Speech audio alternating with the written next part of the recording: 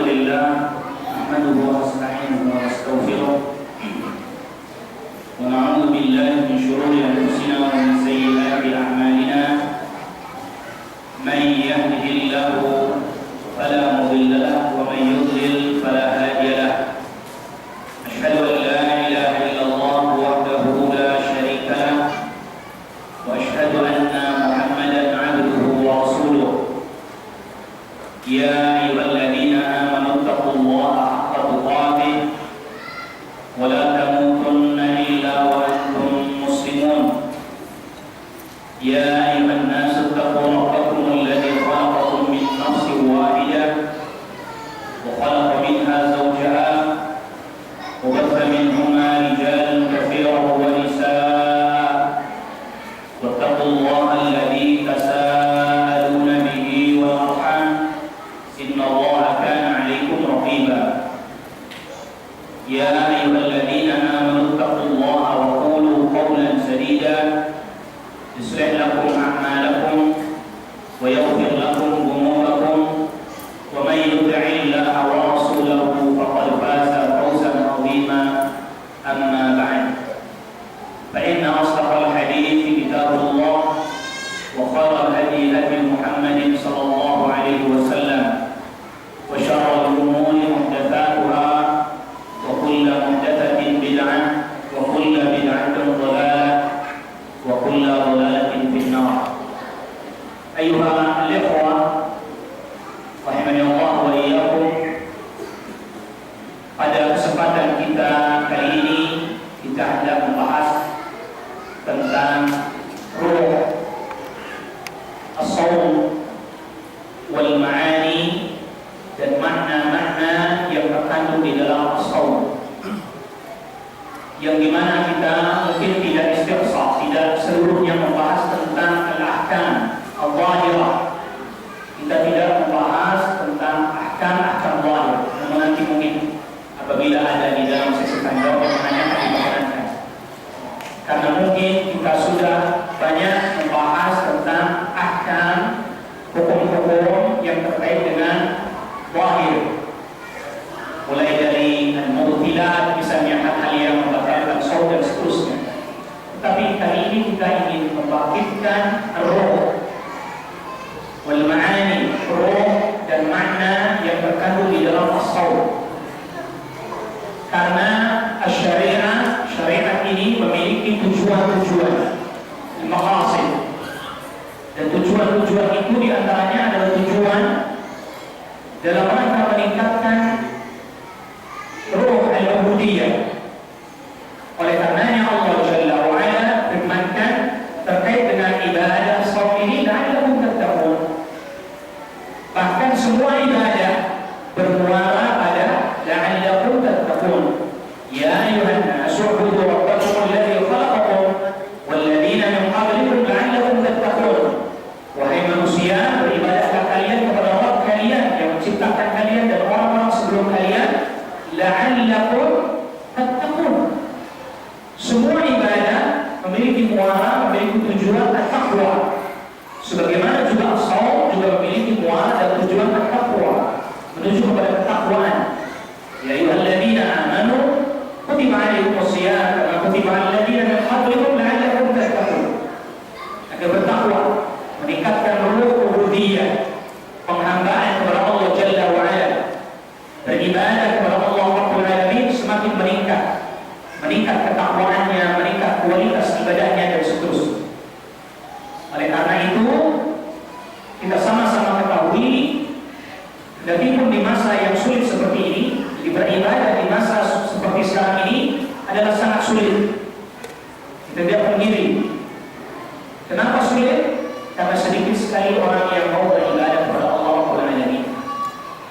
Sedikit sekali orang yang mau memperhatikan ketaatan yang dia lakukan kepada Allah Rabbul Alamin.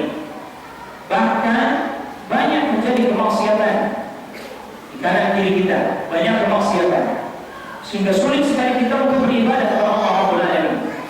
Maka pada hari ini maksiat yang menawarkan kita, bukan kita yang mendatangi maksiat, tapi maksiat yang datang menawarkan, mengiming-imingi kepada kita. Ya Rabbi Allah sallallahu alaihi wasallam. Maka Rasulullah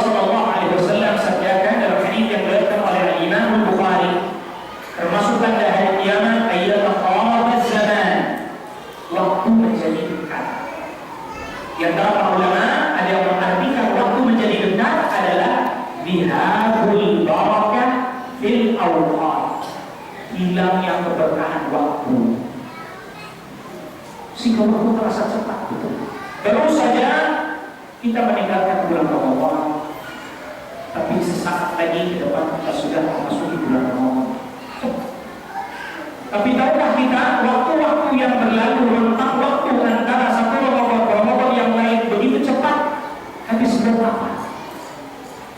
Habis berketaatan kepada Allah Rabbul Alamin, habis buat beribadah kepada Allah Jalla wa'ala.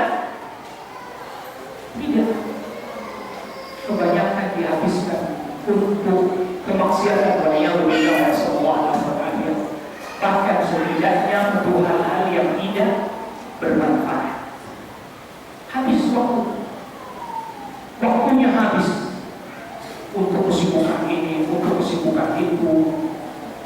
Oleh karena itu selanjutnya Rasulullah SAW bersabdakan, wa ayyanqusal amalnya berkurang, ketaatannya berkurang, wa yulqa asyuh, dan kemudian datang atau berubah kefikiran, kebakilan di mana-mana, wa yakthuru al-harj, dan banyak terjadi peperangan, pembunuhan, sebagaimana terjadi di beberapa negeri. Waliyahulillah, sallallahu alaihi. Banyak hilang keberkahan, ketaatan berkurang, lalu kemudian orang melaksanakan ketaatan mulai berkurang. Justru kemaksiatan yang ada di mana-mana, hampir setiap pelosok tempat terdapat kemaksiatan. Hampir setiap waktu terdapat kemaksiatan. Ini termasuk tanda-tanda musuh kita, masalah fitnah. Oleh karena itu, Rasulullah SAW janjikan keutamaan bagi mereka yang mau terus beribadah, dan jadi Rasulullah SAW tentu janji tidak akan pernah meleset.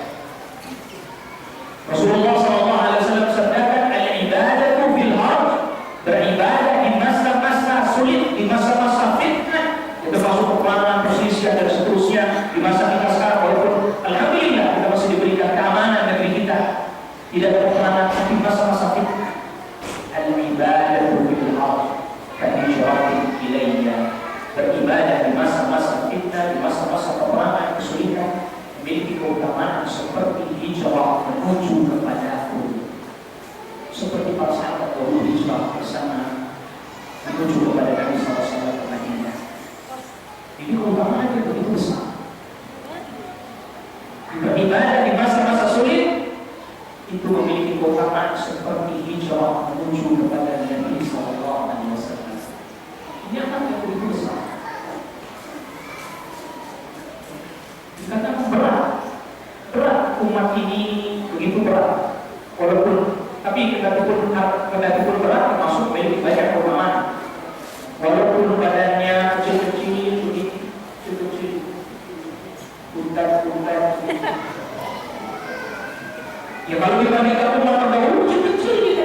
Berapa paling tinggi? Berapa 2 meter paling tinggi.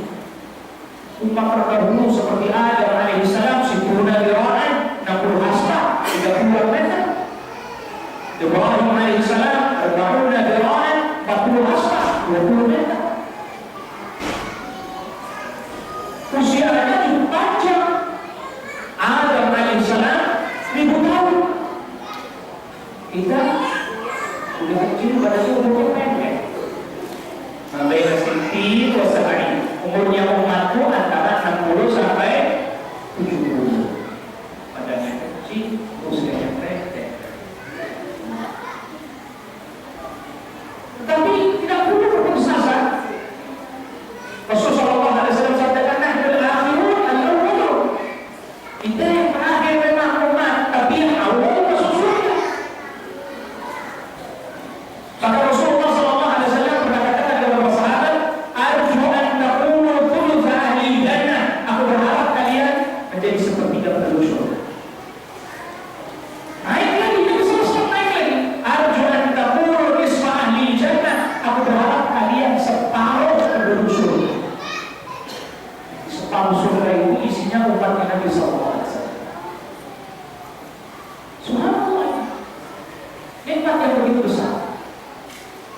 Okay? walaupun di masa-masa sulit, tapi tentu masih akan tetap ada orang-orang yang terus beribadah kepada Allah Rabbul Alamin, istiqamah berada di atas sunnahnya, sunnah Nabi-Nya sallallahu alaihi wasallam, akan terus ada. La tazalu ta'ifatun min hadhihi al-ummah 'ala al-haqqi zahirin wa bil ardi al-haqqi mansurin. Akan terus ada sekelompok orang yang terus-menerus berada di atas kebenaran, mendapatkan pertolongan dari Allah terus-menerus di atas al-haq. Dan ini termasuk merupakan bagian daripada syariat dan sunnah Allah dan sunnah Allah. Bahwa syariat ini tidak akan sirna di muka bumi. Harus syariat tetap, walaupun tentunya akan semakin sedikit-sedikit, tapi tetap ada, tidak hilang sama sekali. Tidak akan tidak terus sekali di muka bumi, tidak, masih ada. Satu ketika Rasulullah SAW juga sabdakan, sebagaimana diriwayatkan oleh Imam At-Tirmidzi, Abu Dawud, Ibnu Majah, inna min wara'ikum ayyama, sungguhnya di belakang kalian ada hari-hari as-sabru fihinna mithlul qabdi 'alal jamr, bersabar pada hari tersebut, bersabar dalam melaksanakan ketaatan, bersabar dalam meninggalkan kemaksiatan seperti menggenggam bara. Lil-'amil fihinna ajru 50 rajulan ya'maluna mithla 'amalikum. Orang yang masih taat mau beramal saleh pada hari-hari tersebut, hari-hari yang penuh kesabaran tersebut, memiliki pahala seperti 50 orang yang beramal seperti amal kalian. Kata Abdullah bin Umar, salah seorang rawi hadis ini, beliau meriwayatkan dari banyak jalur dari gurunya. Ada tambahan dari jalur lain selain dari gurunya, yaitu Utbah. Abdullah bin Umar meriwayatkan dari Utbah. Dari jalur yang lain ada tambahan. Para sahabat bertanya kepada Rasulullah SAW, ya Rasulullah, ajru 50 minna aw minhum. Yang Anda maksud orang yang masih mau beramal saleh pada saat itu seperti pahala 50 orang yang beramal seperti amalan kalian, maksudnya itu kami, para sahabat, atau 50 orang dari kalangan mereka? Rasulullah SAW menjawab, bal ajru 50 minkum. Nah, pahala 50 orang dari kalangan 50 orang sahabat.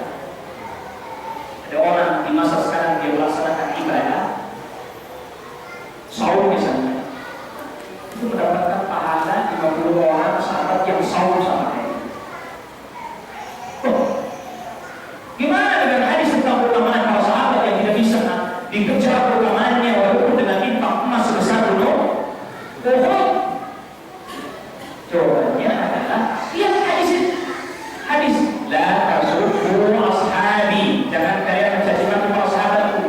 Itu bicarakan individu mereka, personal orang yang tidak akan pernah bisa kita saingi mereka dari sisi keutamaan mereka yang mereka.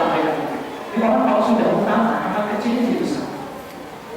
Orang kalau sudah utama, amalannya kecil jadi besar. Makanya Rasulullah SAW kemudian sebutkan, kalau seandainya salah seorang di antara kalian, kalau seandainya salah seorang di antara kalian menginfakkan emas sebesar gunung Uhud, maka akan sampai kepada mulut mereka yang sabar, hormat, satu benar nasibah, bahkan separuhnya juga tidak. Karena sudah utama, orangnya sudah utama, sehingga amalan kecil sekalipun menjadi utama, menjadi besar. Karena keutamaan mereka satu beriman, berislam, mereka mendahului kita dari segi iman dan keislaman, tentu itu jelas. Kita mengambil keutamaannya. Tetapi rahmatihi jalla wa ala, termasuk rahmatnya Allah Rabbul Alamin, kita hari ini ketika mau beramal saleh bersungguh-sungguh, beramal sesuai dengan bertaat sesuai dengan sunnah Nabi SAW, Allah berbuat gandakan seperti 50 orang sahabat yang berbuat seperti amalan yang kita lakukan hari ini. Itu adalah merupakan rahmat dari Allah yang bukan berarti kemudian kita menjadi orang yang lebih utama daripada para sahabat radhiyallahu anhum. Kalau beda ada orang, bedakan antara ayat ini. Kenapa demikian? Karena ini masa-masa sulit. Orang yang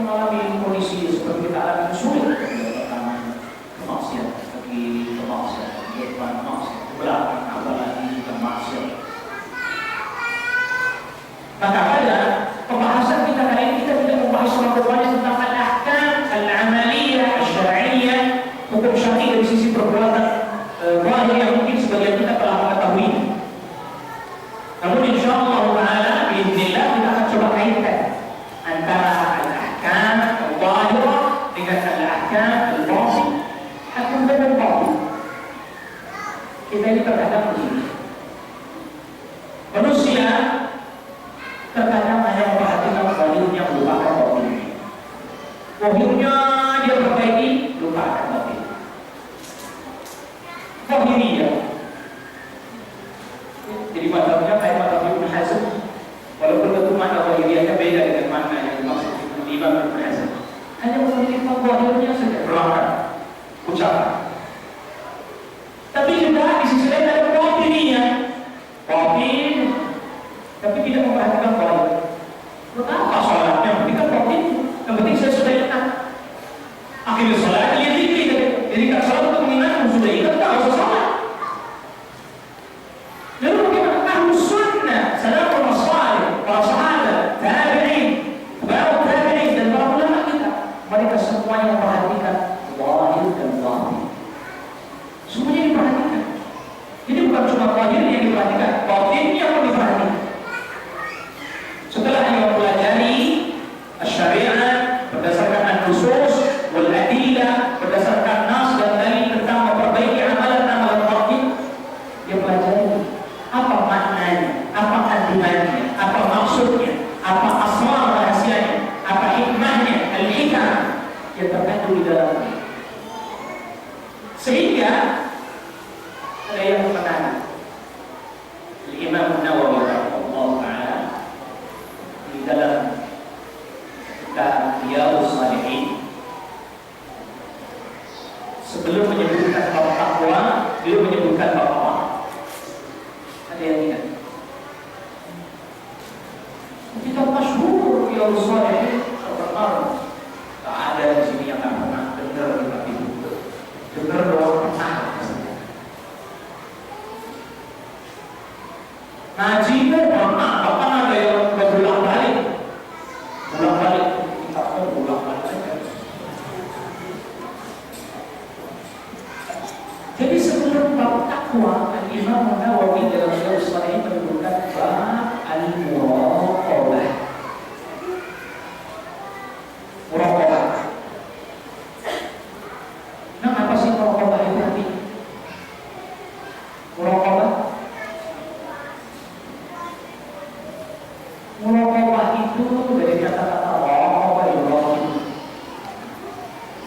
Kalau secara bahasa, ngintip. Ngintip. Secara bahasa, lughatan. Secara bahasa muraqabah itu ngintip. Ya. Dan tentu kita kalau ditanya, insya Allah sebagian kita sudah tahu hadisnya. Hadis yang masyhur, hadis Jibril, dibawakan oleh Imam Nawawi rahimahullah taala dalam Riyadhus Shalihin pada bab muraqabah, hadis nomor 1 di Al-Arba'in, hadis nomor 2, berapa 3 atau 2? Tapi sini malah akan begini ya. Setelah yang amal dunia menentukan ketika Rasulullah SAW ditanya tentang al-ihsan. Apa jawabnya Rasulullah SAW? Ta'budu Allah ka'annaka tarahu, fa in lam takun tarahu, fa innahu yaraka. Engkau beribadah kepada Allah seakan-akan kau. Apa maknanya?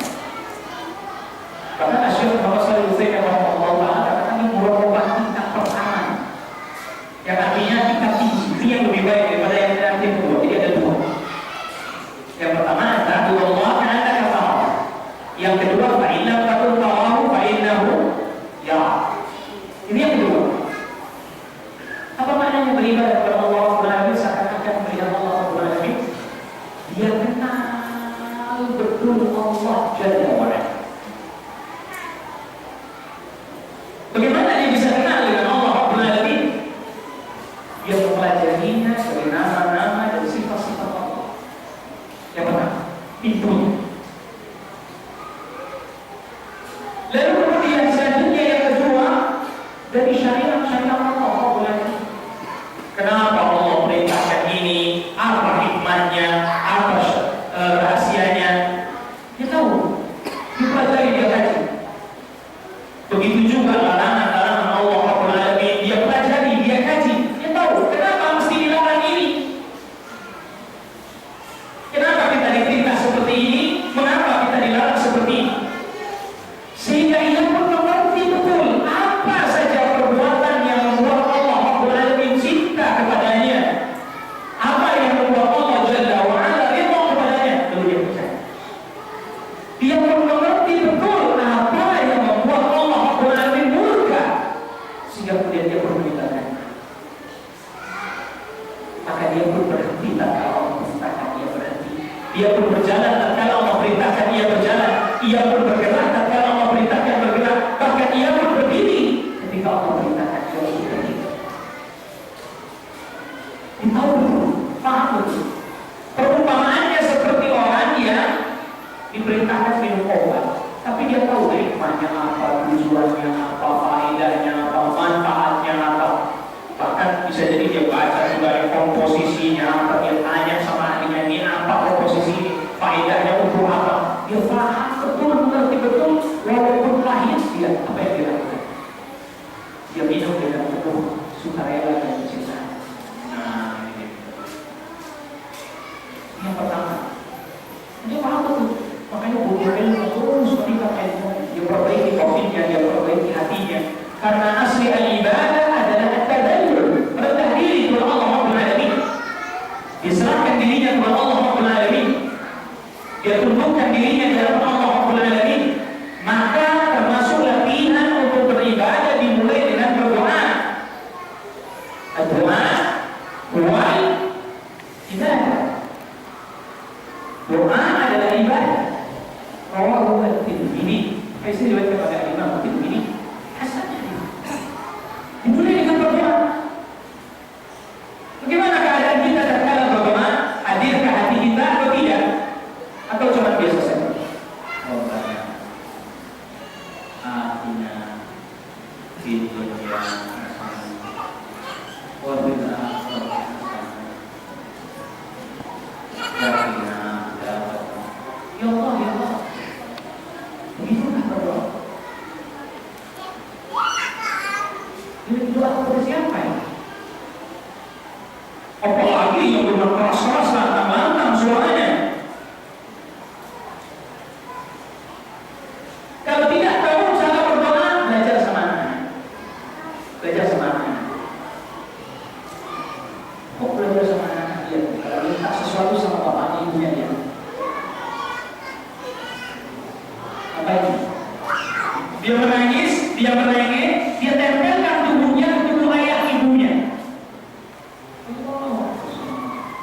Lupa hati orang tua yang harus sudah begini. Dia nangis. Dari mulai menarik sampai itu. Subhanallah, luar biasa. Dia tahu betul kalau itu manusia kemana. Ini bukan berarti menyalahkan Allah Rabbul Alamin tidak. Dia tahu betul cara mengambil hati orang tuanya. Dia tahu betul cara mengambil hati orang tuanya. Pandai betul ini anak. Dia baik-baik itu orang tuanya. Lihat tuh anak kalau lagi ada orang baik betul. Ya, bagus sekali itu. Perilakunya bagus, ternyata lagi ada orang. Dipuji-puji karena orang tuanya, dibikin senang lah pokoknya orang tuanya. Dia merengek sejadi-jadinya, dia peluk orang tuanya, ayahnya, ibunya. Kalau ayahnya nggak berhasil, dia datang ke ibunya. Dia tahu kemana tempat dia harus lari dan pergi. Nangis. Dia nggak kuat seorang ibu ditangisi sama anaknya. Dalam kasihannya tidak. Allah Jalla wa Ala senang tatkala hamba berdoa kepada Allah dengan seperti itu. Ingatkah kita tatkala ada satu hadis ini masyhur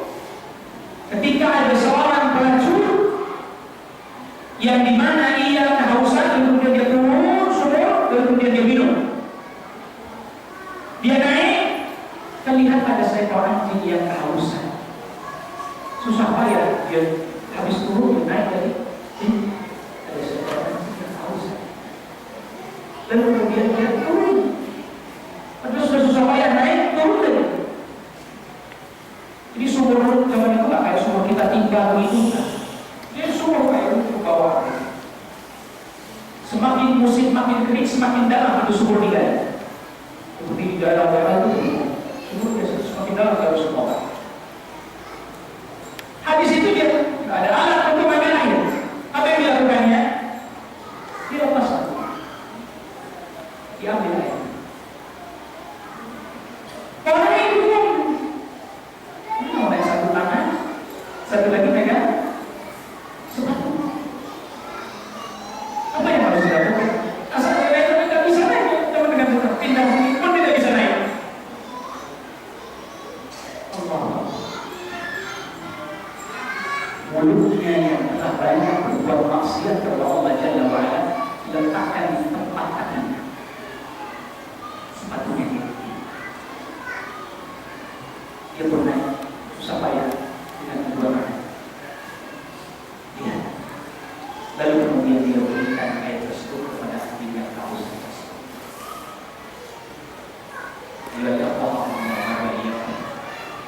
pelajaran apa yang bisa kita ambil? Bukan soal masalah Allah Rabbul Alamin ampuni dosanya dengan sebab perbuatannya itu. Dia tahu, mengerti betul bagaimana dia bisa mendapatkan rahmat dan ampunan Allah Rabbul Alamin dengan penuh kesadaran dia lakukan itu. Yang kemudian perbuatan itu menyebabkan datangnya ampunan Allah Rabbul Alamin. Kita tidak lebih buruk dari racun ini. Kita tidak banyak dosa seperti racun ini. Kenapa kita tidak bisa melakukan perbuatan yang kemudian mendatangkan ampunan Allah, rahmat Allah Jalla wa'ala? Allah merahmati kita, Allah menyayangi kita. Kita tidak seberat dosa kita, insyaallah ta'ala tidak seberat dosa kita seperti yang dilakukan racun. Tapi dia tahu, sadar betul bahwa perbuatan yang walaupun kecil tatkala ikhlas karena Allah Rabbul Alamin akan mendatangkan ampunan Allah Rabbul Alamin. Bukan berarti kemudian kita mengatakan bahwa aku maksiat banyak-banyak saja bebas makan dan minuman jin. Tapi tadi itu apa yang dia harapkan ketika dia memberi makan seperti itu? Tidak ada harapan apa-apa kecuali dia berharap kepada Allah Rabbul Alamin. Apa yang dia harapkan? Bahkan bisa jadi anjing itu tatkala dia beri minum kemudian menggigitnya, tidak menutup kemungkinan. Jadi tidak ada harapan kecuali hanya kepada Allah Rabbul Alamin.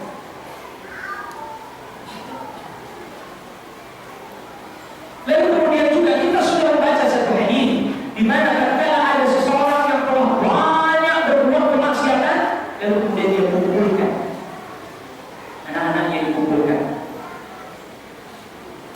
Setelah dikumpulkan